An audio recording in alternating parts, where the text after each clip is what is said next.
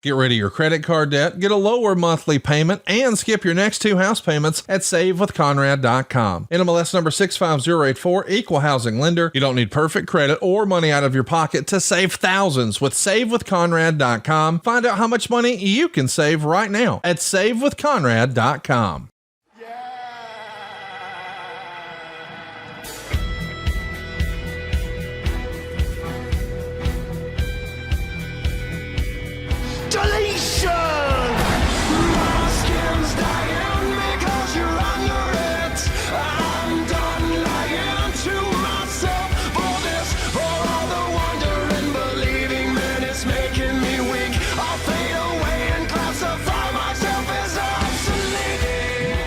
The words are about to be spoken here on the Extreme Life of Matt Hardy, presented to you by the Podcast Eat and Ad-Free Shows Networks. I, of course, am John Alba, joined as I am every single week by the broken one, woken one, spoken one himself.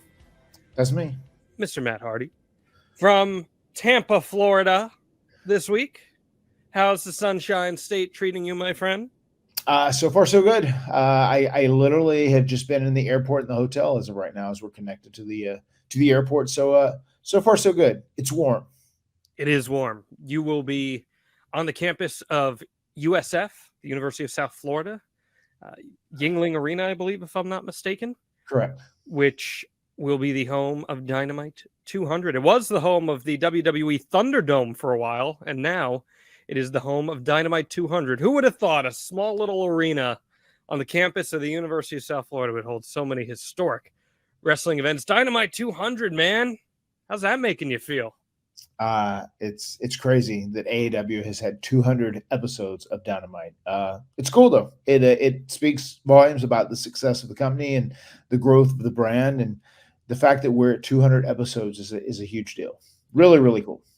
What do you think Dynamite, specifically Dynamite, has offered to the wrestling space as a TV show? More than anything else, an alternative to WWE, which is something that is very important in pro wrestling, I feel, just to have a different product out there, something that is an alternate choice that someone else can select and watch something that's a little different. AEW has been done different. It's formatted different from WWE, and I think that's a big positive. And it's so funny. You were talking about WWE and taping during the pandemic here. Jeff was telling me all about that because he traveled and he stayed at this hotel so many times, and he was just talking about the whole process and doing the events during the pandemic and how insane and different and crazy it was. That certainly was. We are live today on ad-free shows. It's one of the big perks of adfreeshows.com. You become a top guy, and you can find yourselves part of our live tapings. Like we got Josh here. Says, "What's up, everyone? It's another wonderful day here in Cincinnati." Good What's up, Josh? John and Matt. We got our boy Coach Rosie, who's in the house with us. Coach. We got a few others too, so make sure you make your voice known here. And of course, you can ask Matt any questions you might have during the course of today's episode, where we are going to be talking about the top 10 Hardy Boys matches of all time, whether they're Matt matches, Hardy Boy matches, whatever they may be. It's going to be great. And I'm very excited to talk about that. But before we can get into that, Matt, big news this morning as we tape this on Wednesday. The Young Bucks, Kenny Omega and Hangman Page, are sticking around for the long run in AEW. The E in All Elite Wrestling have re-signed on contract extensions. They will remain executive vice presidents, the Young Bucks and Kenny Omega. What's your reaction to the news? I'm happy to see it. I mean, I feel like the Elite in so many ways they're the heart and soul of AEW. I mean, obviously the company is named after them, All Elite Wrestling. So yes, they were a big deal to this company. They were one of the most important reasons this company was started in the first place. These guys had a vision along with Cody, and they made it come to reality when they hooked up with Tony Khan, and AEW came into existence. And on top of that, like Matt and Nick Jackson, two of my best friends on the planet, as I've said many, many times. And yes, I do go hard for them because I do stand up for my friends whenever my friends are in issues. Kenny Omega is someone I've got to know over the last couple of years. I like him a whole lot. And Hangman Adam Page, obviously, I knew him when he was a young up-and-comer coming up through the Indies in North Carolina, and I'm very proud of all the success he's been able to attain for himself over these last few years at AEW. And I think having the Elite in your promotion is one of the biggest positive things you can possibly have. Why do you say that? They're talented, they're creative, they think outside the box, they do things that no one else does. They really are people that have really blazed their own trail. They have done things their own way, and they have made themselves into huge stars. And I think it's very important to have that in a company. People who are willing to just kind of think outside the box, think outside the given parameters of professional wrestling, and do things differently. As I said, they're maintaining their positions as executive vice presidents within AEW. What have they offered to the company from a backstage standpoint that people might not necessarily be aware of?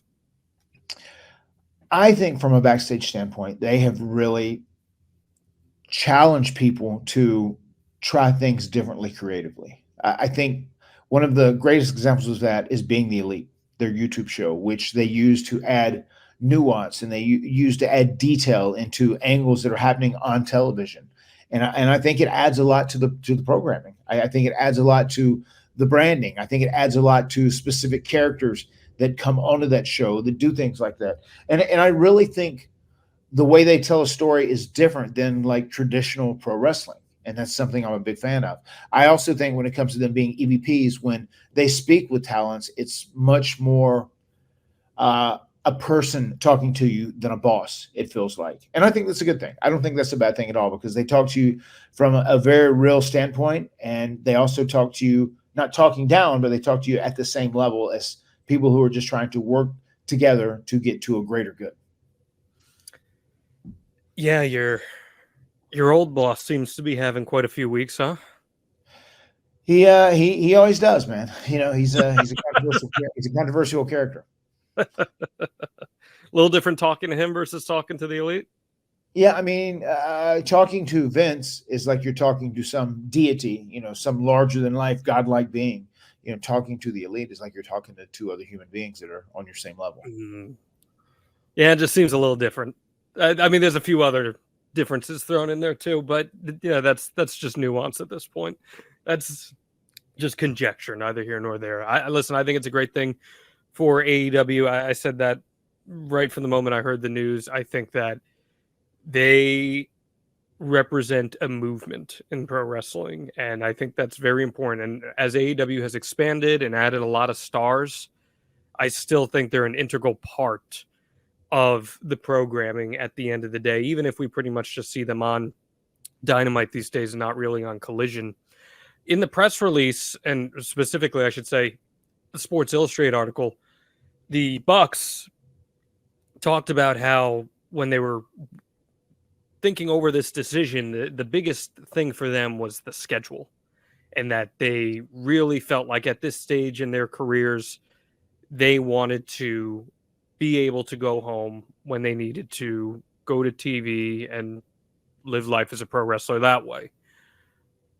What kind of interest do you think WWE would have had in them if they had been able to finagle something schedule-wise? Because I'm sure that had to have been a holdup. Massive interest. They would have had massive interest. On top of just being huge stars, I mean, especially their equity has only got higher since they've been doing AEW Dynamite and been the, EVPs of AEW.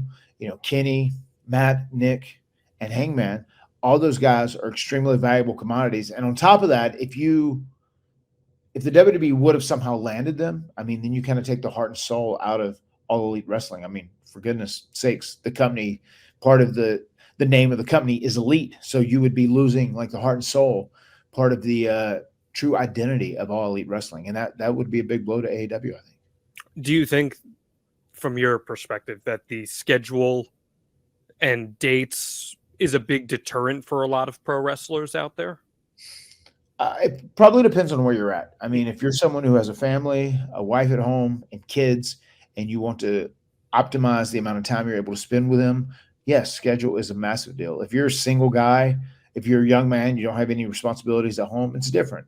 Schedule is not as important. But with WWE, they're doing things all over the globe, and they are going to do as many shows as they can possibly do. So obviously, the schedule is going to be much more intense there. So if you're someone who's a dedicated family guy, you have children, young children, on top of that, you definitely want to be home as much as possible. So the schedule is going to weigh heavily in your decisions. Good perspective to add to all of that. I think a lot of people just think about the money up front, and WWE certainly would have offered them tons of money. I have no doubt about that. But I do think that at the end of the day, AEW has presented something very unique with the lack of house shows, allowing for you to more or less be home for the large majority of the week. And I imagine that's probably changed your experience as a pro wrestler quite a bit too.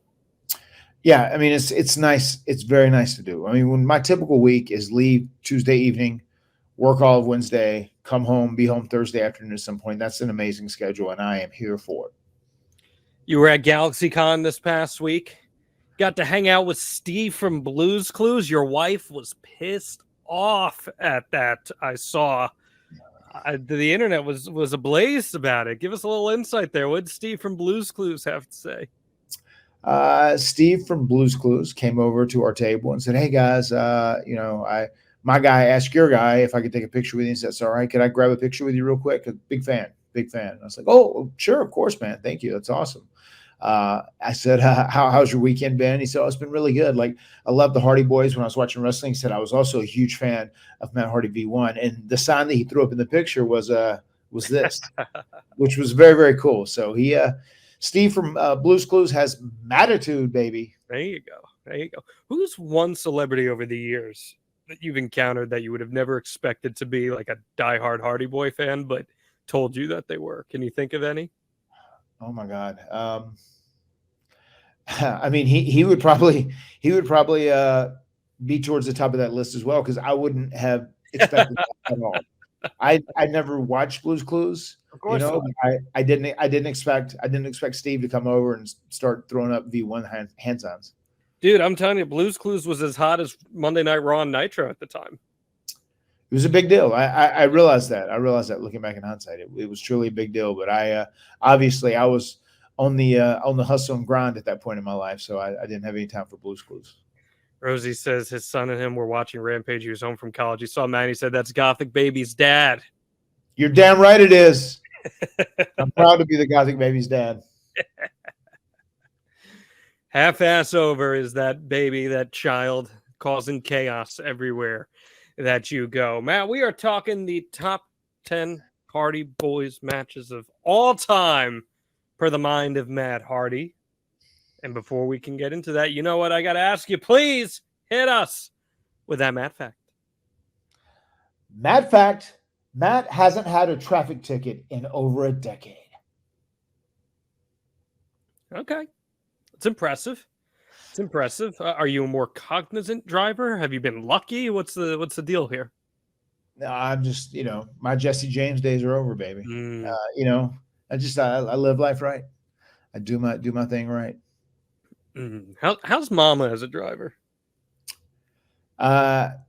She's has PTSD, like she's still in New York. When she's driving in the South, she's like, "What do you think? Nobody here has anywhere to go? Go!" She's very angry as a driver. Bro, I got pulled. But I was thinking about that. She's like not a cruise control user. She doesn't really use cruise control. And I just always put on cruise control. I don't want to drive a car that doesn't have cruise control. It's just easy. You don't have to think about your speed. You don't have to watch it. You just set cruise control and you drive, especially when you're on a highway, right? She likes the fact of just driving. She's not a cruise control user, but sometimes she'll be driving and just like get caught up in the moment and the speed will change. And I'm like, "Hey, it's 45 now. It's not 55 or it's not 60. Like, watch out." Interesting. I was saying, this is brutal. 10 years ago, I want to say 11 years ago, I got pulled over for going 38 in a 35, and I got a ticket, and I had to go to court about it for going 38 in a 35. That's unreal. Like they're not supposed to do that. The prosecutor was like, because you can talk to the prosecutor beforehand, and the prosecutor was like, "This is stupid. Like, just pay the court fee and you're good." So I was like, "Great, but you still have to go in front of the judge." So I go in front of the judge, and the judge is like, "I'm not feeling generous today. You have to pay the full fine," even though the prosecutor recommended waiving it. So I had to pay the full fine plus the point on my license plus the court appearance fee. How crazy is that? For 3 miles an hour over? 3 miles. And I wasn't speeding. It was 38 and a 35. That's absurd. It was beyond absurd, but It's preposterous. I technically broke the law. It's a tapestry. Oh my God, it certainly is. It is a tapestry. That's the most outrageous speeding ticket charge I've ever heard of in my life. You know what? I was a young kid, and I think the officer was like, And you needed the money? Oh, sorry. Yeah. Oh. Sorry, wrong. We'll do single Matt Hardy things for food. All right. Top 10 Hardy Boys matches of all time. I was going through things that we could talk about this week, and we're kind of for the record too, John. I have put these together in my mind as like the top 10 Matt Hardy matches. Yeah. Obviously, there'll be Hardy Boys matches in there, so right. I just feel like these in my mind. This is the top 10 Hardy Boys match, and I'm going to go in chronological order. Oh, you're going to go in chronological order. Okay. Yeah. So that's fine. You can go in chronological order, but at the end, I'm going to put your feet to the fire, and I'm going to ask you to name the best one of your career. Okay. So start thinking that over, because I know that's what the peeps, your boy, that's what the peeps want to know at the end of the day. So top 10 matches. What qualifies an all-time memorable Matt Hardy match in your opinion?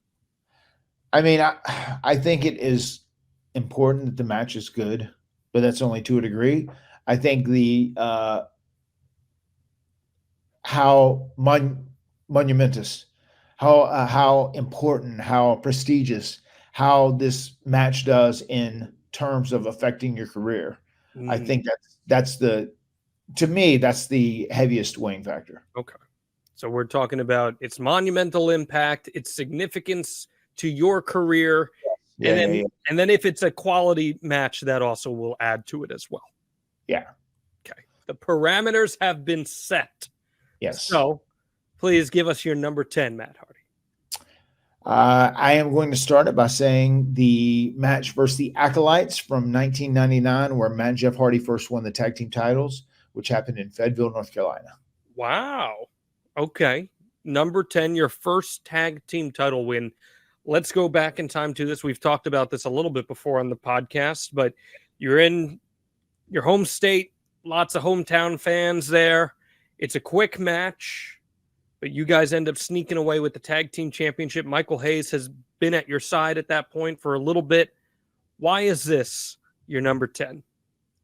Well, I don't have these ranked at all, by the way. As I said, just going in order through my career. This is just one of the 10.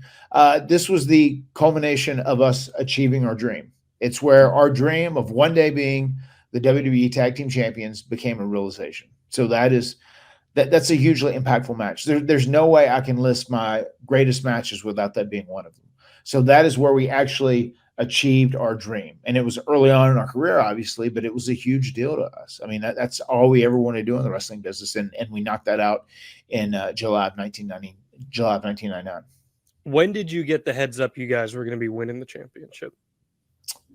A couple weeks out, it had been talked about, and Michael said he thought it was going to happen. And I think the Acolytes got it like the night before. So what was their reaction, hypothetically speaking, to finding out you guys were about to beat them for the tag team championship? I think they were okay. They were going to make us earn it, from then on out. But it was a great compliment to us too, because it showed that once we got put with Michael Hayes and we were repackaged, that Vince had faith in us and he wanted to do something with us. And the whole reason we won the tag team titles wasn't because we were the best tag team in the world at that time. It's because the tag team titles were going to help us. They were going to help legitimize us. They were going to help put equity in the team of the Hardy Boys and make us like a legitimate team. And they really did. The next time we won the tag team titles, I think there was a great argument. We were the best tag team in the WWE at that point, and we actually elevated the tag team titles. But by far, when we won the tag team titles there, the titles were definitely elevating us. What did it do for you guys beating a team of established veterans in Bradshaw and Farouk? I think they had really proven to be like legitimate tough guys in the ring and out of the ring, and the way they worked, they were these dominating monsters, was something that they, you know, they put a lot of stock in, obviously. And I think that was, you had these new, young, fearless dudes going against two of the biggest monsters in the WWE that have been around for a long time. Both are veterans. Both are legitimate tough guys. Both whip people's asses. And then you had us overcoming this huge obstacle. And I think that was a very special and important moment. What was your feeling backstage before you went out there, knowing that you were about to achieve a childhood dream for you and Jeff? I mean, my feeling before going out for that match is, man, I just hope everything goes good. I hope no one gets hurt. And I hope this match happens kind of as planned. I just hope everything goes as, kind of goes as thought about. And as long as it does that and we win the tag team titles, and we have done this, we have pulled off our dream. We have made our dream become a reality. The feeling afterwards, you guys pull off the sneaky win, you run backstage. The adrenaline, I would have to imagine, must have been off the charts, especially feeding from that home state big time pop in Fayetteville. Did you and Jeff have a realization backstage between one another that you had achieved that dream? I mean, yeah, once the pinfall happened and we ran up, when you see those hugs on the stage with Michael Hayes, they're very real. The emotion was very real. That wasn't something we had to choreograph. Wasn't something we had to act. It was just very, very real. We were overwhelmed with joy, and once again, we had realized the culmination of our dreams, of our childhood dreams, and it was so cool. And I remember we had a lot of family and friends that were there. We went out to Ruby Tuesdays, and we had probably 20 people that were sitting there with us. And I'll never forget, Jeff and I wore the belts into the restaurant, like a whole bunch of like big marks. It was great. We're so excited to do it. Like, we let everybody take pictures with them and whatnot. But it was a really, really fun time. What does that say about belt value in wrestling? Because you're going to hear a lot of people who say, oh, belts are just props. And I think in a lot of cases they are props. But clearly that win meant something to you. Why was that? I mean, for us, first and foremost, it's just like, wrestling is a very interesting career choice, because if you decide to be a pro wrestler, you never know when it could end. It could end tomorrow. It could end today. It's just, wrestling is such a dangerous profession in many, many ways. You're out there. It's fake, right? What's that? It's fake, right? I think so. That's what my dad said. So I was pretty sure he was convinced of it. But, anytime, it's not normal for your body to be slammed on wood and steel night after night after night. And then when you're more of a guy, especially as we were at that stage, a high flyer, wrestling in extreme style, that's going to add even more danger to the whole scenario. So the fact that we were able to win the tag team titles and put our name on this really special, prestigious list of, world tag team champions from World Wrestling Federation at that time, WWE, that was a big deal to us. That was, something that we just hoped to achieve in our life, and we did. And it was cool because we knew, like, if one of us got hurt or injured and we couldn't wrestle anymore, in the next few weeks or few months or whatever, at least we accomplished that. And that was the original goal that we set out to achieve. So that's why it was like a huge deal. And when you talk about belts being props and whatnot, I mean, to a degree they are. There's some people that are so over they don't necessarily need the belts. And I kind of do agree with Vince McMahon in that mindset, although I don't think it's always right when you follow through with that. My first example would be SummerSlam 2000, when, he said, too many people know that you and your brother are going to win the titles. We've got to change it. I want to let Edge and Christian retain, and then we'll do it at the next pay-per-view. So, too many people know you guys are going to win. Sometimes that's what people want, though, and you have to follow through with the story. I think at the end of the day, match quality, if it's a great match, that's good, but that's not the biggest selling point in pro wrestling. I think the biggest selling point in pro wrestling is a specific character who goes on a certain journey, and you want to follow this character's story arc, and you want him to get to that final destination that everybody wants him in. I think that is the biggest and most important selling point of pro wrestling in general. I mean, ideally, the character investments there creates a story, and the story leads to a moment. And then the story progresses to another moment. And you have moments complementing the stories. So I think that's generally the linear track. And you guys got a great moment there. Rosie says Ruby Tuesday's best salad bar in the game. Oh, boy, yeah. Do they still have a salad bar like that now? I don't think Ruby Tuesdays is really around much. I think they're very few and far between. Yeah, we had one like locally in our town of Southern Pines, Aberdeen, and it went out of business. So Yeah. they did. It was back in the day. It was the best salad bar in the business. You are right, Coach. It was He great. also wants to know, did Mr. Hayes do the sprinkler bathroom gimmick to celebrate? Well, not with us that night. We were going home with our family, so we weren't forced to travel with them. We weren't on the road being the new fabulous Freebirds then. So I don't know. Sorry. That's fair enough. Fair enough. What is your next installment on your top 10 here, Matt Hardy? The next installment would be the No Mercy 1999 first ever tag team ladder match, which was the finals of the Terry Invitational Tournament, which pitted myself and my brother Jeff against Edge and Christian. And it was probably the match. It was without a doubt the match that had us go from being WWE wrestlers into WWE superstars, because everything changed at that point. But in a lot of ways, this could be the most pivotal match of our career. You just can't get enough of that tit, can you? No, I like the tit. I mean, who doesn't like the tit? The tit was a game changer in WWE. Jerry Lawler was very invested in the tit. I don't know if you heard that. No one's more invested than Jerry Lawler. No one is more invested than Jerry Lawler in that. In all the tit. In all of the tit. This is the match that we started this podcast out with. We just did a live show and watched this match together with your boys, Daniel Garcia and Isaiah Cassidy. It still resonates with so many fans. The audience that we were talking to just all kept talking about how this was the match that opened their eyes. When you guys are stepping out there, out of the curtain, do you realize that you have this opportunity to change the game and change the timeline of pro wrestling forever with what you're about to do?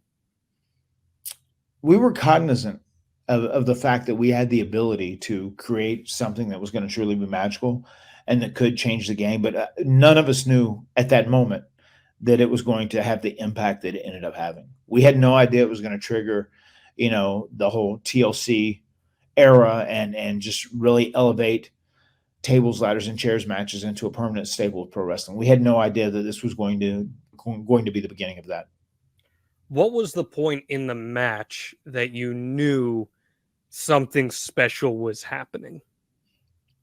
After they did the deal where Christian pinned Jeff in the corner with a ladder, and then he jumped off the ladder and dropkicked Jeff in the corner, and there was a huge applause. And then from that point on, the applause just kept growing little by little, and it got bigger and bigger and bigger and bigger at every spot we did and everything we pulled off. And we could see and feel, more importantly than see, we could feel inside within ourselves that the crowd knew they were witnessing something special. And not only were they appreciative of it, but they were grateful. And it was almost like we were creating this work of art, and they were acknowledging it every step of the way.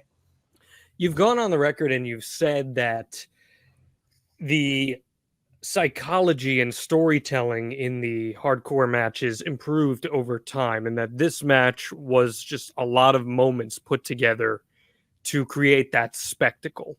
In hindsight, looking back at it, even though you have it as a top 10 match in this particular instance, is there anything that you view through a critical eye, through a critical lens when reflecting on that match?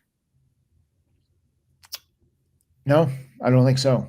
The only thing that I look back at, Jeff and I were hitting the ropes at the same time, and he hit one instant before I did. And like my head went underneath the rope as it got pushed back, and then I jimmied myself a little bit. And that happened. I mean, that's the only thing I could look at that would say it makes that match imperfect to a degree, but I wouldn't even change that, because everything about that match was a moment. It was a real moment in time, and it could never be duplicated. It can never be redone. And I wouldn't change anything about the original. You feeling okay after your head got caught there? You're still nimble back then? Yeah, I was fine. It was one of those things where it was one of the first times I was in a match, and I was like, holy shit, I can't believe I did that. And like, it makes you second guess yourself. And I had to say, okay, it's done now. Just keep your chin up and keep moving forward and keep doing your job. And that was a very good lesson that I learned there in real time. I think, like, shit isn't going to always go right in the ring. And if something does go awry, then you got to just keep your chin up and keep moving forward and keep doing what you're doing. physically, man, like your body's going to change over time too. You had the head, you were able to be all right. That a couple weeks ago, I mean, Satnam Singh yeeted you out of that battle royal, and your back's okay now. You're doing all right. Yeah, it was extremely tight over the last week. Worked as much as I could to stretch it out and loosen it. But yeah, it was he definitely he made sure I was going out of that battle royal. There was no ifs, ands, or buts about it.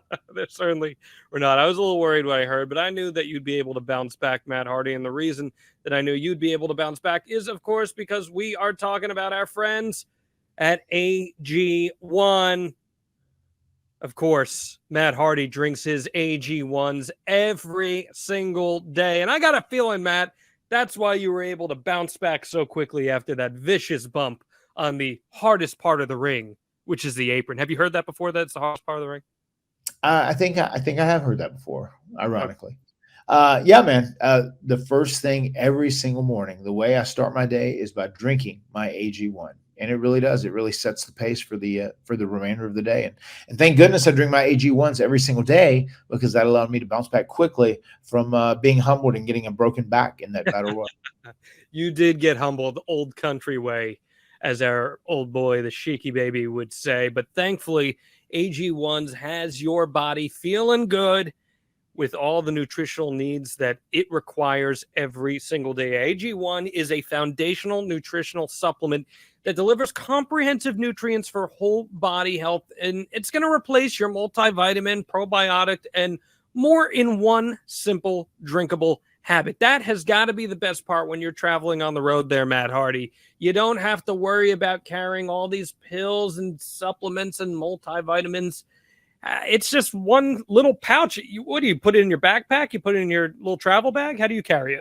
Keep it in my computer bag, and I pull out my AG1s and make sure to pack enough for however many days I'm going on the road. And then I just whip it out in the morning and pour it into a bottle of water, and bam, there we go. It's so convenient, because it really is. If you were going to take all the healthy nutrients and whatnot that is within AG1s, and you take all those different supplements, it would just be such a mess, because you have to bring so many different things. AG1s, it's very convenient. It's in one place. It's a one and done. I love it. Just one daily serving gives you the comprehensive foundational nutrition you're going to need. Supports energy, focus, strength, and clarity with 75 high-quality vitamins, probiotics, and whole food sourced ingredients. I can't think of any other daily routine that's going to pay off as well as AG1. You don't got to let AG1 play out, because I'm telling you, you're going to feel it every single day. So if you're looking for a simpler, effective investment for your health, try AG1 now and get how many free AG1 travel packs, Matt Hardy? 5 free travel packs. You can't beat it, and I love to hear it. You're going to get a free 1-year supply of vitamin D with your first purchase as well. Go to drinkag1.com/Hardy. That's drinkag1.com/Hardy.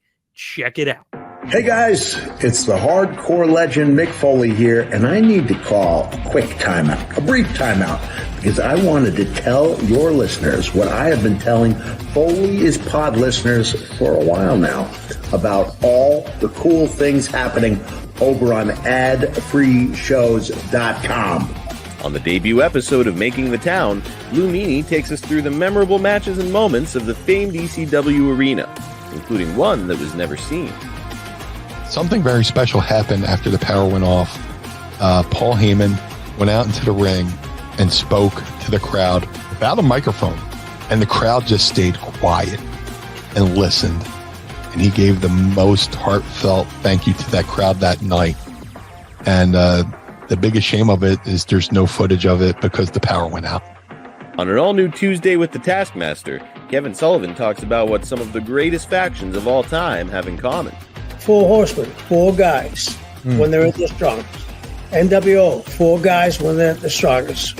And then Bloodline, 4 guys. But they also had a manager, each one of them. JJ, Eric, and Paul E. That's just a small taste, a sampling, if you will, of what we have waiting for you.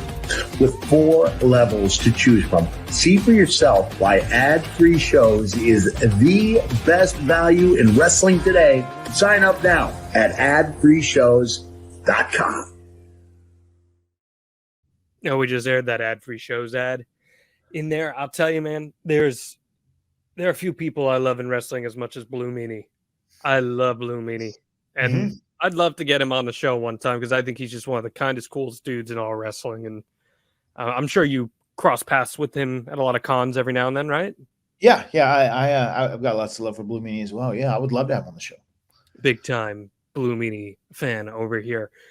I doubt he's on your top 10 match list, but nonetheless, I would like to continue to hear what is the next one in your top 10. We're 2 down. What's our third?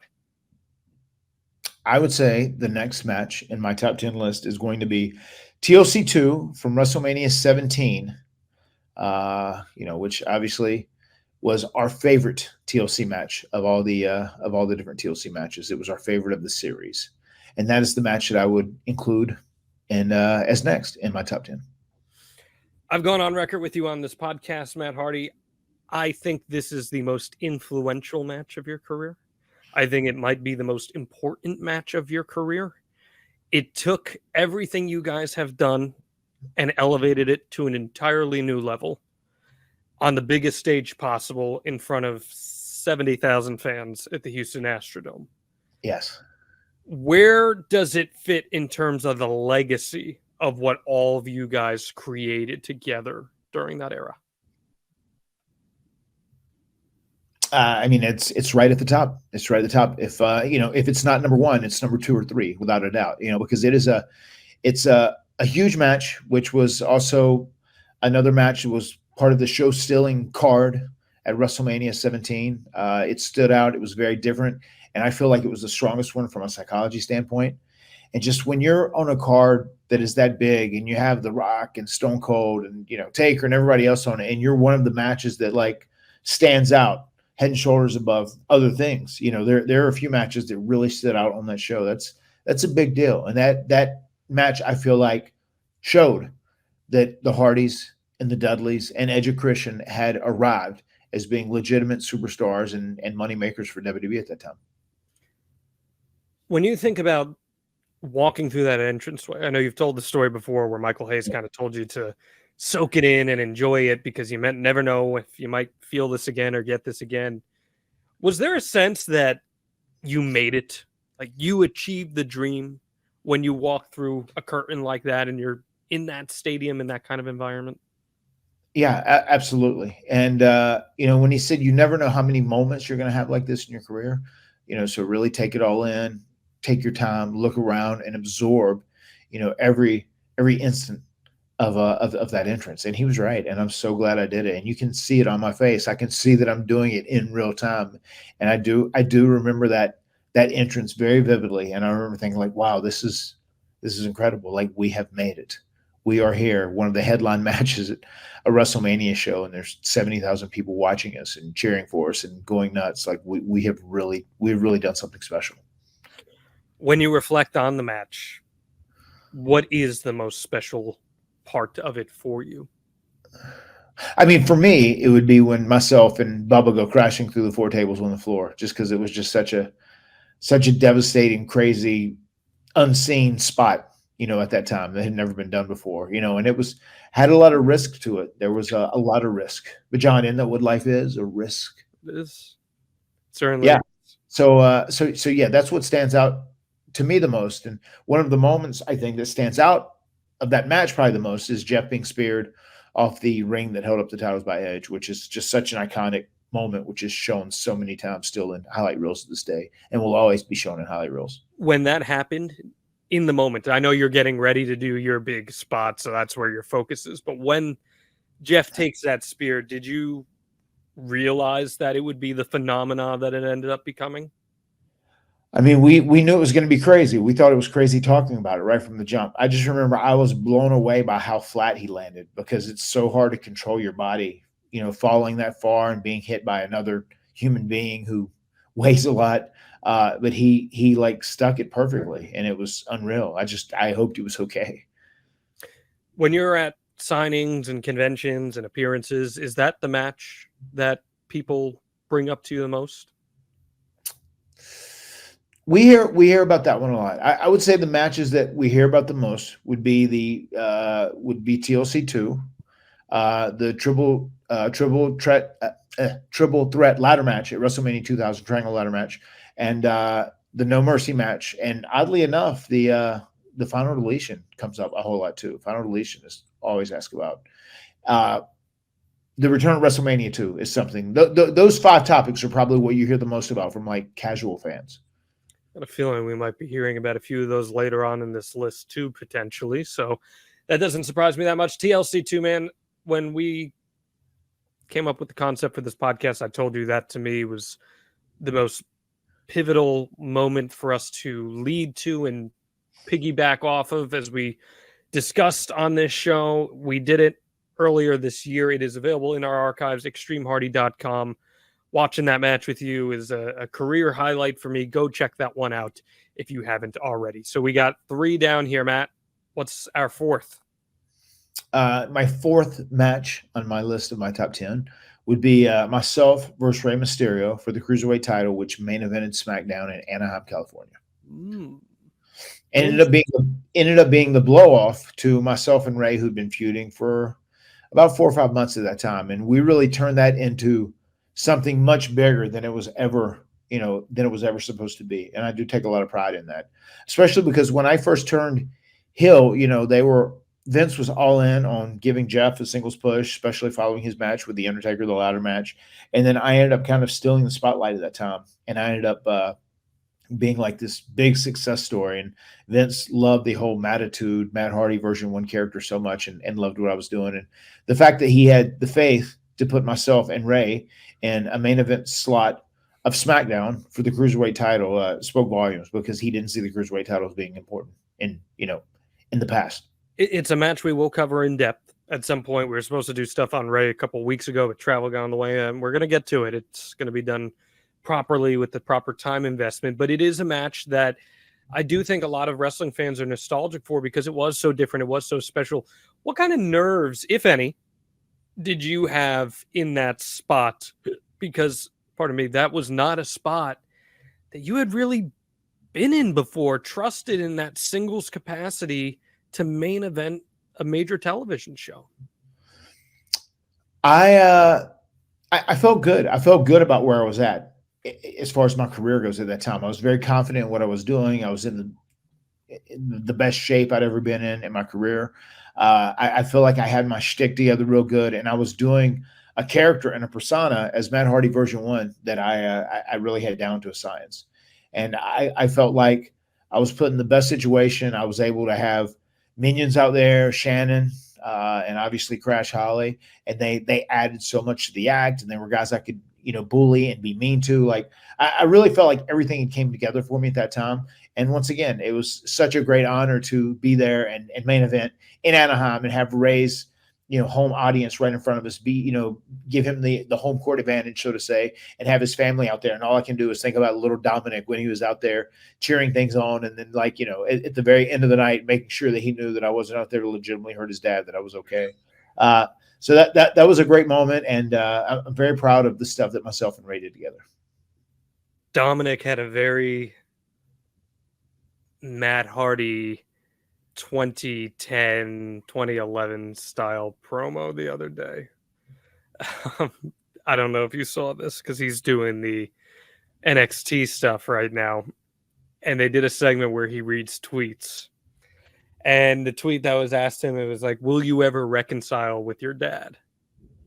And he goes, this is something that really keeps me up at night. It's really been hitting my heartstrings quite a bit, and it's been very emotional for me. But the reality is I just have to accept things as they are. Then he looks up to the sky and he says, I miss you, Eddie. I miss you. I miss you every day.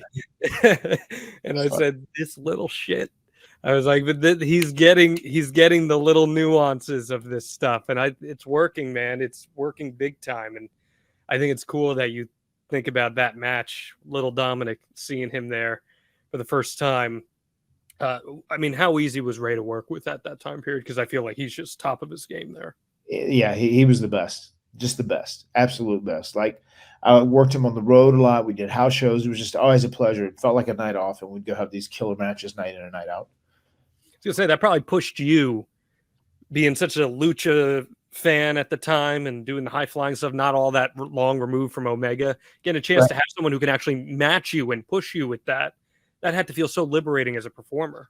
It was great. I mean, it was just an absolute pleasure to work with Ray. He's one of the easiest guys I've ever worked with. And it was just also fun too. He could do anything, and he was just so fun and so easy. It was just a great time. All right, we're halfway through here. Let's get to number 5. Number 5, I would say, would be the steel cage match against Edge, where I got my win of that program. And in theory, that was kind of like the babyface blow off, although they did want to separate us and they were going to send me to SmackDown, and we had that ladder match afterwards. But the steel cage match where I did the big leg drop off the top of the cage, and that was the kind of the finale. That was the big blow off, so to say, where the babyface got his win over the dastardly Edge. We'll be talking about that match soon here on this podcast. I'm very excited to get into it, but I do think a lot of people look back at that bump as probably one of the most daring, if not the most daring, of your career. Where does that rank for you in terms of bumps you've taken? Definitely one of the biggest. I obviously had adrenaline running the day of and the night of, but it set me back. My hips and like lower back had already been damaged from doing the leg drop for 15 years before that, as it was, in pro wrestling, nearly 15 years almost. And that was a big one. I'll never forget coming to the back, and two of the agents at that time were Ted DiBiase and Mike Rotundo. And I remember they said, "Oh my God, how are you feeling after that bump?" I said, "Well, I feel okay now, but ask me tomorrow and I'll be able to give you an honest assessment." And it was very, very tight the next day. And I was still okay. It wasn't like dramatic, like that happened and then everything changed. But slowly after that, I started phasing out the leg drop from my arsenal. And that's where I started coming up with the most exciting yet boring move in the history of high flying. Ho! Elbow drop off the second rope. That's where I just smart my act up a little bit. Sometimes you just got to, man. Do you feel that was a proper climax to your program with Edge, that match? I mean, if we would have ended it on that would have been perfect, I think, with the way we did it. The first match at SummerSlam, the way Vince wanted to portray it is real, and he wanted us to eat people in wheelchairs. That was fine.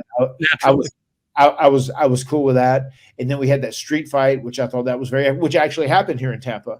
Come to think of it, the street fight that we had was really well done. It's where we did the side effect down, and we both got electrocuted.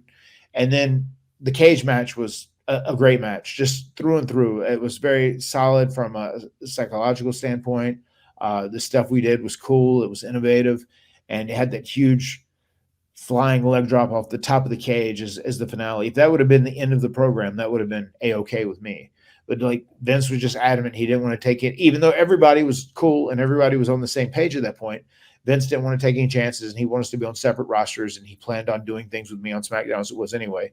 So he decided to come up with that deal at the end, the loser leave Raw match, where I ended up leaving and then going to SmackDown. We will get into all of that very soon here on the Extreme Life of Matt Hardy. I've got a feeling that might be one of our most downloaded episodes, so be on the lookout for that one as we talk a little more about Edge in that SummerSlam 2005 match. All right, Matt, what's your number 6? My number 6 match would be winning the ECW title in the first ever WWE Scramble match. And once again, this kind of this ranks, I think, just because of significance. This was once again a statement by Vince saying that, like, I believe in you to like be the face of this promotion and kind of like be a leader. And I want to give you the main championship of ECW, and I want you to kind of bring guys up around you. We've talked about this match before, available in our archives, extremehardy.com, on the ECW episode. How challenging is it putting together a scramble match like that? How many people are pulling the strings and actually orchestrating what goes on from point A to point B? It was a tricky match. And keep in mind, this was the first one that had ever happened in history. So we were kind of breaking new ground, obviously. And I think we were kind of learning in real time what worked and what didn't work. So it was definitely challenging, and especially the way you timed things, having an idea of what you're doing going in. It was very chaotic, very messy in some ways. But it was them trying a new concept, and that is what you have to do in pro wrestling. I think to develop a new concept, you have to try things that are out of the box, and that's what they were attempting with the scramble matches. To be a part of that and then to win it, how gratifying and fulfilling was that for you personally? I mean, it was hugely gratifying, and once again, it just showed how much faith Vince and company had in me at that point. They were going to, reward me with the ECW championship and have me lead that promotion. And I was very proud to do it. And I was very appreciative of the opportunity. We had this question asked to us. We did an Ad-Free Shows bonus episode this past week, which you can check out adfreeshows.com. Now that you've had a good amount of time to really reflect on your championship run in ECW, where does it stand for you in terms of career accomplishments? I mean, it's up there. I was proud. That's the first time I was really given a title and considered the heavyweight champion of a promotion. So obviously that was very cool and something I was very grateful to be given that opportunity. It's going to be hard to overcome winning the first ever WWE World Tag Team title because that was just such a big deal to myself and Jeff. But as far as winning the ECW title, it's definitely up there, probably top 3, top 5 moments in winning a championship that I was very proud of and really appreciate that I got the opportunity to be in that spot. The only downside, I wish you had the proper ECW championship belt. I feel like that's a little better than the shiny plate of metal that they were serving up at that time. It was my ECW car grill. It reminded me of always. Yes, I definitely feel that. All right, what's our next one, Matt? The next one would be myself versus Brother Nero, Jeff Hardy, the Charismatic Enigma, at WrestleMania 25 in an Extreme Rules match with Matt versus Jeff. Significant, albeit a little rushed, as we talked about here on this podcast as well. An Extreme Rules match that saw you get a major WrestleMania win, arguably the biggest win of your career on a WWE show. Mm-hmm. Brother versus brother, a feud that you put a lot of work and effort into, even if it did maybe cross a little bit of a line at one point with the dog in the fire and all that stuff. But why is this one so meaningful to you? That was also another realization of a dream. Our 2 goals ever in pro wrestling was, 1, to win the WWF World Tag Team titles and put our name on the list of former WWF Tag Team champions. We wanted to accomplish that. And the other was to wrestle one another in a major spot on a major pay-per-view. And we ended up getting to do it on WrestleMania. So yeah, that was the culmination of another dream for myself and my brother. And once again, it was one of the marquee matches, one of the advertised matches. So that was another reinforcement that we had made it at that time. We had truly made it. What did your peers think of that feud in that match and you guys getting the opportunity to face one another? I think people liked it. I do know, like, The Office and Vince, they were very happy with the stuff I was doing as a heel. We may have taken it a little too far when we did the whole burning the house down and the whole dog deal, because that was one thing that I was worried that people might think, well, this is a little too much. We might not buy this. We'll believe of Matt being jealous of Jeff because Jeff's always been historically more popular or whatever. But we thought that was a little too much. But I do know all the way up through that, Vince was very high on me. And my body was very, very beat up at that time too. Eventually I ended up getting hurt and, I'd had the broke hand at the following pay-per-view. And then that led to my abdominal wall ripped and my intestines came out and I had to have surgery for all that. But there was a plan. If I would have been able to stay healthy and had been healthy going through that, Vince had some pretty major ideas in mind that I could possibly do going forward, which would have elevated me as a heel. But it also turned out that Jeff was getting ready to leave and they wanted some sort of Hardy representation as a babyface. And I ended up turning back babyface, which it's tricky. It's always hard when Jeff and I work one another. But I think that was the very first time that Jeff and I felt very confident in our ability to play our roles in the right way and to make this thing work. You've mentioned in the past that you felt like Vince was setting you up for a world heavyweight title program. Do you feel in your gut that you would have ever gotten that opportunity to win a world title? Not talking the ECW title. I'm talking the World Heavyweight title or WWE Championship. I don't know. I mean, you never know. It's hard. It's hard to say. I mean, I think I could have possibly got into a position that, it possibly could have happened, but who knows? It's hard to predict, man. But still, going out in front of all those, that was in Houston, that WrestleMania, out in front of all those fans, you and your brother, that just must have been so exhilarating seeing all those people there. Think about it. I mean, it's amazing. The amount of Willow versus Surge matches in these small little venues, then comparing that to the massive packed crowd of Reliance Stadium. Right. Did you guys take in that moment and recognize how far you guys had come? Oh, without a doubt. I mean, we obviously did. That was a very special moment for us. And it was just something we were very grateful to have gotten the opportunity. We had some time cut, and I remember Jeff was hot about that. But he was very passionate. And I think he was very passionate about this because this match was a big deal to us, and we both cared a lot about it. So yeah, I am very happy that we had the opportunity to do it. And even at the very end, they said, like, after Jeff did the leg drop, they're just like, cover him. And we were both like, fuck that. It's not happening. This twist of fate's happening. So yeah, we were both taken in that moment, and we knew it was a big deal. We were very much present in that moment. We knew we were doing something special. Just think what it must have been like to be in attendance for that match. You can only dream about being in a big ass stadium, seeing something monumental like that happen. But actually, you know what, Matt Hardy, you don't got to dream about it because you got Game Time in your pocket to make sure that you are not missing out on these record-setting events that go down in all of space and time. Because with the Game Time app, all you got to do is download the app, enter the promo code Hardy, and you're going to get $20 off your first purchase to your favorite sporting events, your favorite concerts, your favorite wrestling events, and everything in between. And Matt Hardy with All In coming up in AEW, approaching 80,000 tickets sold. I can't imagine a better place to use an app like this than one of these big premium events that AEW is putting on.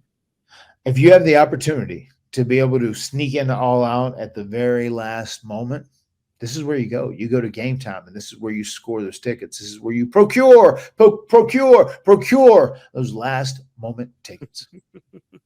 Forget planning all these months in advance. Our schedules change. Yours and mine schedules. Our schedules change by the hour, Matt. So mine changes on the day. Game Time has deals on tickets right up to the very moment of the event. Get exclusive flash deals on tickets for football, basketball, baseball, concerts, comedy, theater, wrestling, and so much more. And the Game Time guarantee means you're always going to get the best price. If you find tickets in the same section and row for less, Game Time will credit you 110% of the difference. Matt, you're going to make money on this. How about that? I know Big Money Matt's all about that. Yes, he is. Big Money Matt is all about it. You're going to get images of your seat before you buy them. You're going to know exactly where you're going to sit, and you're going to get them in just a matter of 2 taps. That's all you need, and you are set. Tickets are sent directly to your phone. No digging through your email. Just download the Game Time app, create an account, and use code Hardy for $20 off your first purchase. Terms apply. Again, create an account. And what's that promo code, Matt Hardy? That promo code is HARDY, Hardy. And on top of all this, John, you don't have to worry about those little pesky expenses that these other tickets trying to throw in there. With Game Time, it's a one and done. They take care of you guys. All-in-one pricing makes my life so much easier. It's going to make your life easier as well. Download the Game Time app today. Last-minute tickets, lowest price, absolutely guaranteed. Okay, Matt Hardy, we got a few more here. Let's keep going. What's next? I would say the next match in my top 10 favorite matches would be the Matt Hardy wins the TNA world title from EC3, and that happens in a double turn, which I think is a match that is highly underrated because just there wasn't a big audience that could see it at that time, and it never got the credit it truly deserved. I'm very, very proud of that match, and I feel like we pulled off that double turn, and it was practically perfect. We covered that match in depth on our Becoming Broken series, and we had EC3 on the podcast as well. What kind of thought and consideration and care went into making sure that the double turn would come off the way you were hoping it would? It was just one of those things where I could tell once I came in with Jeff and we were doing the Hardy Boy shtick that we'd been doing from the jump. And there was a big portion of the crowd that had been like, oh, come on, these guys are still doing this thing they've been doing for like 20 years. Like, give us an opportunity. Like, we want to see something different from this guy, whatever, because we're sick of just seeing Matt Hardy as one of the Hardy Boys. So I thought we would give it a shot, and I would lean on to some of my Ring of Honor work when I did Big Money Matt, and we ended up doing that. We did a double turn. I feel like EC3 at the time, even though he was a heel, he was a bad guy. A lot of people looked at him as like, you know, a TNA original and like a building block of TNA at that time. So I thought the temperature was right for him to turn babyface, and I thought it was right for me to turn heel. And we were kind of reading how our audience was feeling in general, and we executed it in the perfect way in that match. I always thought that this was some of your best character work, especially as we began to venture into the broken side of things. How much do you think Rebby added to you being able to punctuate this double turn and ensure that people understood this was going to be a major shift in your presentation? Yeah, I mean, she was definitely, you know, she was the voice in my head. She was the whisper in my ear. She was the one that was like stirring things up. So yeah, she was hugely instrumental in this. And she was kind of like the one that had the attitude, and, you know, part of the whole phrase that we used as far as making that double turn work was, it's time for me to stop giving and start taking. And she was the one that was encouraging that over and over. So yeah, that worked perfectly. Impact, TNA, whatever it was at the time, it was in a rough spot. These are the Destination America Pop TV days and everything. Was there any amount of frustration that the talent encountered knowing that they were putting on quality stuff, but it wasn't necessarily being consumed by larger audiences?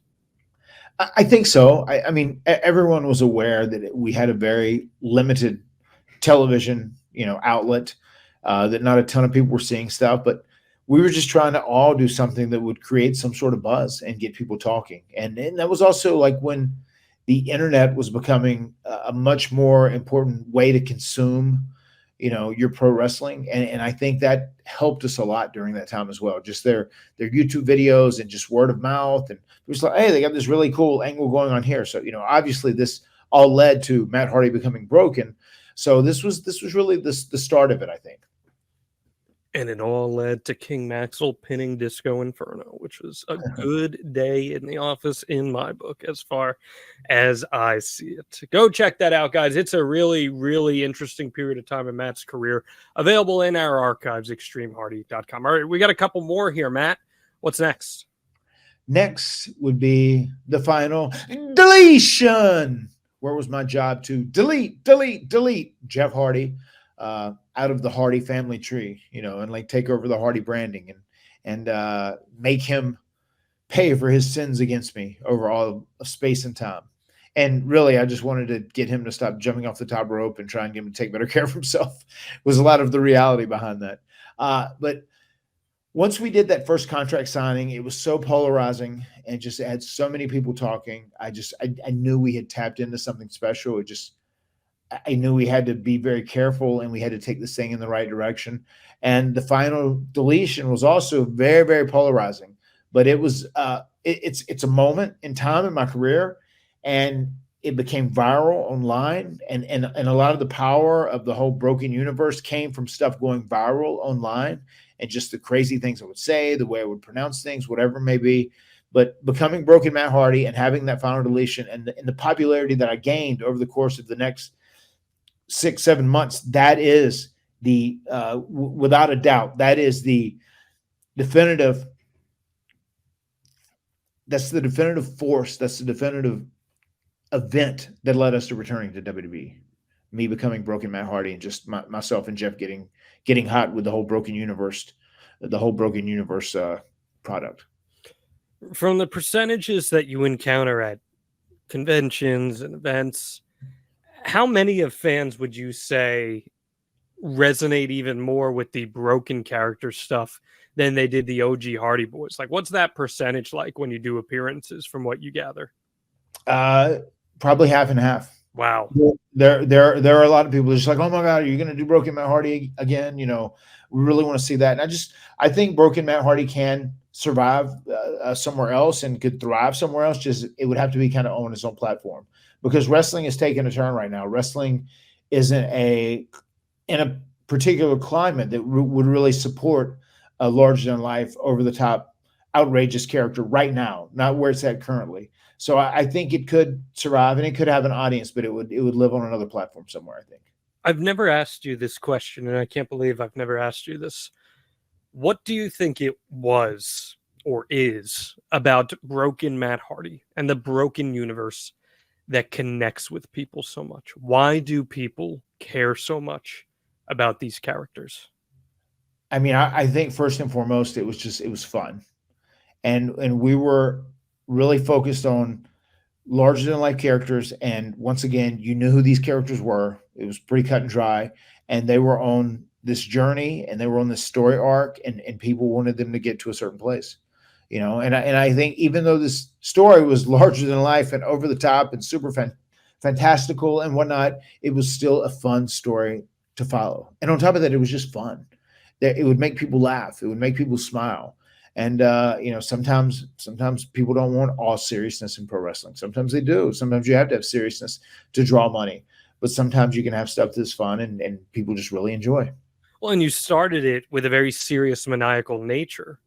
And then there was a little bit of a shift where you realized that incorporating humor into the character might give it even more longevity and more legs. You remember there being a very cognitive moment in that timeline where you're like, oh, okay, if I start acting a little lighter with this thing, I think it's going to resonate more. I do remember that, especially as we got to that point where we didn't know if Jeff was going to end up turning kind of heel with Broken Matt, or if Broken Matt was going to end up turning babyface with Jeff. And then we felt it was going to turn babyface. And I remember being even more aware and cognizant of just being more lighthearted and fun as a babyface as Broken Matt. And I think you enjoyed doing that just as much. Oh, 100%. I mean, I've said this a million times, and I can't ever imagine this being topped. It was the most fun period of my entire career. Love to hear it. Love to hear it. Do we have one or two more left? I was making notes here and I got lost in counting. We have one more. That's what I thought. Yeah, we have one more. And the last thing that really falls into my top 10 events in my career, it would be the ladder war at Ring of Honor. Wow. Okay. And I would put in there with the Hardys versus the Bucks of Youth. Wow. The night before WrestleMania. Is that because the WrestleMania match itself is perfectly fine? It's not a super memorable match itself. You remember it more for the moment, the return, the entrance. Is that why you value the ladder war more? Yes, I do. I mean, that's a match too I hear about all the time. People say, "Oh my God, I think that was your best ladder match." I think you do too. You're one of the real big advocates of it, So I still do hear that a lot, especially from casual fans and regular fans. I hear that pretty routinely, and I almost feel like even the WrestleMania return, I would almost like lump it into like a match, or just an event. Yes, like, it's an event of like the Expedition of Gold. I think that's one of the greatest things of our career too. It doesn't really categorize and fall into like a match per se, but it's like one of the top 10 and most important events in our career. And I almost feel like that kind of all goes together. That's like having the run in TNA and then going to ROH and showing up and beating the Young Bucks for the tag titles, dropping them back in the ladder war, and then showing up at WrestleMania 33, and then finishing the whole Expedition of Gold by winning the WWE Tag Team titles, which is something that wasn't originally supposed to happen at the beginning of this whole concept. You know what I love about the ladder war? It was that reminder to all the people who had written the Hardy Boys off as these character gimmicks at this point. They're not in-ring guys anymore. They're characters. That's what they're doing.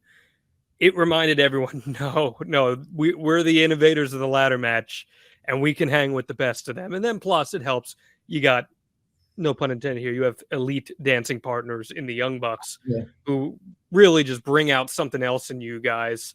I mean, reflecting on that, take me through the semantics of it. Why is it in this last spot, the match itself? I mean, as I said before, I went in chronological order. This isn't classified as number 1 or number 10. It was just one of the top 10. You can hit me with your question there at the end as far as what do I rank as the top 1. But I mean, I just went in chronological order because I put a lot of time and thought into it about like what matches really stand out and why first and foremost because of like the match quality. But then even more important than that was the significance of that match into our career and into us becoming into a bigger deal or whatever else. Final deletion, so many people hate that match that are traditional wrestling people, but the significance of the final deletion cannot be understated. I mean, that is without a doubt the reason we end up going back to WWE. Without the final deletion, we don't return to WWE like we did. And that's something that is a definite. No, I get that, but I'm saying specifically regarding this ladder war, though. Like, I think in-ring wise, this is one of the most impressive matches you guys ever had in your career. You guys were pushed to a level of intensity and athleticism that I don't think anyone had ever pushed you to. What's your read on it? I mean, it was good. It was a match I was very proud of, and especially we were going into this, there was a lot of pressure on us because we'd had the pressure. We got calls from Michael Hayes, from Triple H, from Vince the day of, like, to not get hurt and for me to, like, take care of Jeff. So if Jeff got hurt, it was going to be my fault one way or the other because I was my brother's handler at that time. So, there was a lot of pressure on us, and we wanted to blow this thing off with Ring of Honor. We wanted to do all we could to, make the Bucks into the biggest stars they could be out of this match. That was a very important goal of ours. But at the same time, we didn't want to kill ourselves. And I think we were pretty smart about this match. Jeff was still Jeff, and it is what it is. I mean, a Rock is going to be a Rock. Jeff Hardy is going to be Jeff Hardy. So, some things just don't change. But, Matt and Nick, too, they like busted their ass and they worked extra hard in this thing, too. And we just had a really solid, smart match, I thought. As I've said, for my money, the spot with Nick coming off the ladder onto the top rope through the tables might be one of the most breathtaking things I've ever seen in wrestling. It was surreal that he pulled that off with the accuracy. Did he run that spot beforehand? I want to say we went to the ring and we kind of pushed it, and he just went from one ladder to the other ladder, I want to say. But obviously we didn't do the bounce off the rope and down. I mean, that was just kind of like done in the moment. I think he just wanted to feel how it felt to go from one ladder to the other ladder. But it's crazy, man. He nailed it. Those guys are special. Nick, especially, he is, the Jeff of that team. He just does some unreal things. Great way to bring this episode full circle, too, with the news of them re-signing in All Elite Wrestling. And who knows, maybe one day there still might be another Young Bucks Hardys match out there at some point. I still feel like there might be a score to settle after where things. I think so. And I like it. We watched it a few months ago.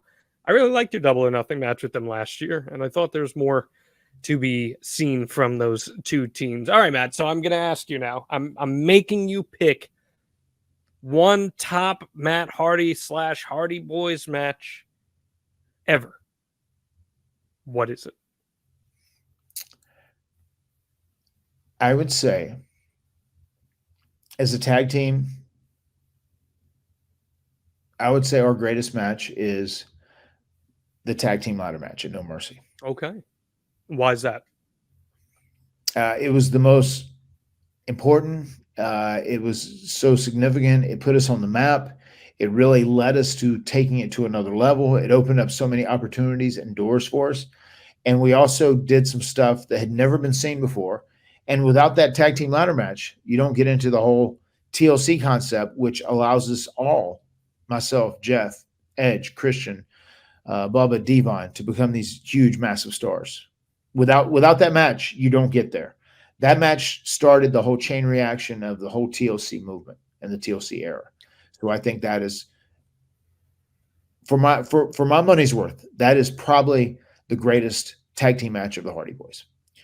I would say as a singles, it's hard not to say the cage match that I had with Edge, really a really standout match of my career. But also I've got to throw the final deletion in there too, because like, even though it's not a traditional match per se, the ramifications that came from doing the final deletion, like this rebirth of popularity where, we go through a period where, Matt's more popular than Jeff, which is something that doesn't typically happen.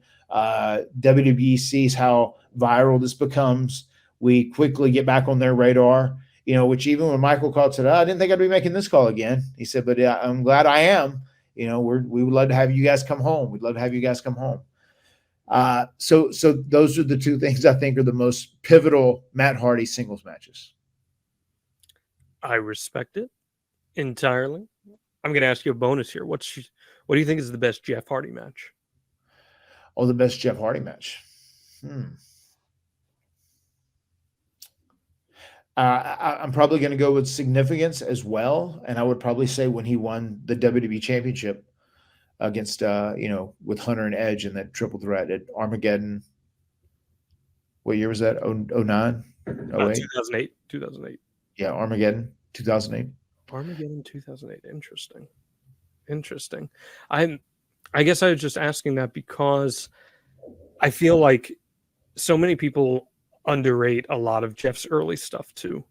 I think his work with RVD was just so fantastic. Yeah. And that also the ladder match with Taker, which he did early on, is something that definitely sits very high on my list of greatest Jeff Hardy matches too. Yeah.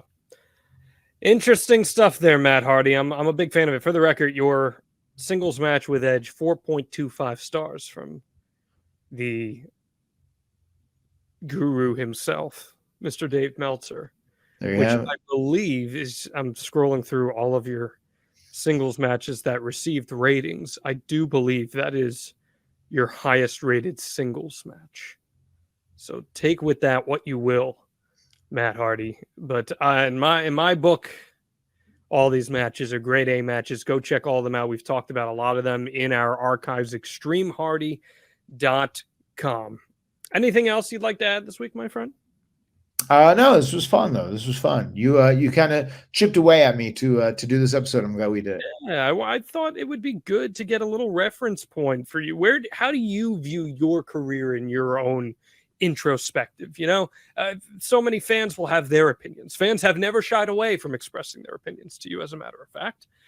And so why don't we actually hear the man himself reflect honestly on his own matches? Right. What was the worst match of your career? The worst match of my career? It was the worst match of your career. Oh boy. It's okay. You can throw whoever under the bus. It's fun. It's really even hard to think about. I'm sure there's been some weird nothing matches on a SmackDown or something that was 2 minutes long and was a cluster, but anything in particular stand out to you? Yeah, I mean, there's nothing that immediately jumps out. That's yeah. good. That's good. You've just had a perfect career. Nothing's ever gone wrong in it. You sound like my wife now. 30 minutes and you're gone. Okay. 28:30, baby. Funny, I sent her that screenshot before Matt and I taped our bonus episode the other day. She storms in before we tape. She goes, 30 minutes, okay? You shithead, 30 minutes. That's all you got. And then you're done. You're done. I'm not kidding. She goes, I know you guys like to talk. I was like, yeah, we do like to talk. And so we went 28:34. I screenshotted. I sent it to her. And she said, thank you. I said, you're welcome. We're all good. Hey, we want you to be part of our team here at the Extreme Life of Matt Hardy. Head on over to advertisewithhardy.com. Make sure that you get your product or your business out in front of thousands of listeners every single week. That's advertisewithhardy.com. Head on over to our Box of Gimmicks store. Pick up your Matt Fact, Matt Fiction t-shirt, your baseball tee, your, what are they called? Tank tops. You got those as well. We got a lot of great designs there. Boxofgimmicks.com. These are some of the best shirts in all of wrestling. Put them on your back and make sure that you're supporting Matt Hardy and the Extreme Life of Matt Hardy. Fun show this week, my friend. Enjoy Tampa. Hopefully you get a little sun in. And they'll be back at it next week, my friend.